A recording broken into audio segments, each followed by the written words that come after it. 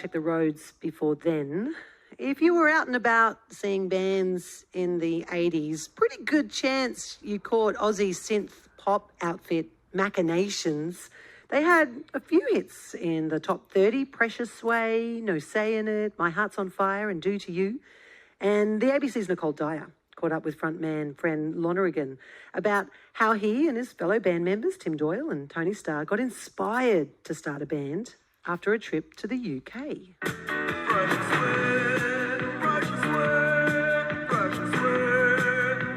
Tim and I went to London in 1979, which was sort of the post-punk era in London, with bands like XTC and Gang of Four and early Human League when they were a three-piece boy band. Susie and the Banshees, bands like that, The Cure. And we went, oh, this is great. Let's go back to Australia and do something, you know. Tim got back a few months before me, and he started working with Tony, and they bought a few keyboards and drum machines and sequencers and stuff like that, and started writing songs together. And then I came back a month or two later, and they said, come on, let's go. And off we went. It just sounds like such an exciting time to be in the music industry at the time. And as you mentioned, you just listed off some huge music influences. Had it always been your dream to be a frontman? Well, I was a boy soprano back in the day, playing in choirs like St Mary's Cathedral and Sydney Town Hall and stuff like that. Yeah, so I've been singing from like 8 years old, I suppose. Playing guitar since about the same sort of era. I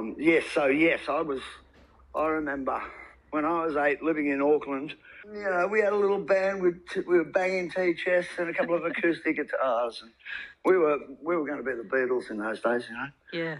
Well, you pumped out some pretty amazing songs. And, I mean, there was 5 years of hard yakka, but by the time you hit, like, mid-1985, you had your album Big Music, and this really cemented the band's commercial success. Why do you think it all came together at this point for you? Well, by that stage, I guess we'd been playing live, 5 years. And when, in those days, when you were playing live, you were playing like 6 nights a week. So we really got pretty tight by that stage, and because there was starting to get a bit of money involved from playing live, we spent a lot more time in the rehearsal rooms as well, because we had more money to spend in the rehearsal rooms. And that's how we wrote. We wrote together as a band, and the boys would start jamming and I'd sit on the floor with a piece of paper and a pen and, come up with something, and then we'd put it all together. And some songs, like Precious Way, took a day.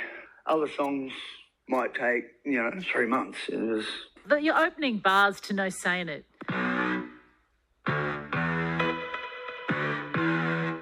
Is just so iconic. As soon as you hear it, you just go, yeah, I know this track. Yeah. This is really great. What do you remember about that, creating that at the time? Actually, I think it started out because later on, when we were doing big, outdoor concerts, we used to play Smoke on the Water. No. Yeah, about 4 bars of it, like 16 bars of it, 4 rounds of it, and then we go kadunk and ba ba ba ba. No Saying It is almost Smoke on the Water backwards. But I don't think we wrote it like that. No. It was just that some punter in the crowd came up to us, when it was a hit and said, did you know that Smoke on the Water and No Saying It are just the same thing backwards, Oh, yeah. So we started playing it like that. But do you have any early memories of playing on the Gold Coast? I remember we did a New Year's Eve there. Don't know what year it would have been, with UB40, and it was a monster of a night. Yeah. UB40 would have been quite wild back in the day, I would imagine. Now it's nice cups of tea in between sets. I don't know. I'm just making that up. That's it. We were at the Mimo Music Hall, which is in St Kilda, last weekend or weekend before. And it's like that gig's set up for people that are over 50, because the backstage, instead of having, scrawls of band names and stuff on the walls, it's all very nice and neat. And they've got all these different flavoured teas and cups all hanging up, and it was really catering for the over 50s. Well, we do like to be in bed by 10:30, if that's possible, as opposed to going out at 10:30. As well as the highs, you personally had some lows, Fred. Do you know what? Until I did a little bit of homework, I didn't realise that you were involved in a really serious accident. Yes. It was actually the late 80s. That's basically what ended the Machinations at its time. was I was hit and run on a push bike. I was riding a push bike and I was hit and run in North Sydney area and had my neck broken. So I was lucky not to have to sit in a halo for the next 6 months. So they put me in a cast for 12 months instead. So that was a lot of fun. You're a lucky man to be alive. Yeah, very. It was a hangman's fracture, C2, which is the top vertebrae that they break when they hang you. But, luckily it was just a green stick fracture, and they didn't even notice it that night in the hospital because it was all the young interns were working.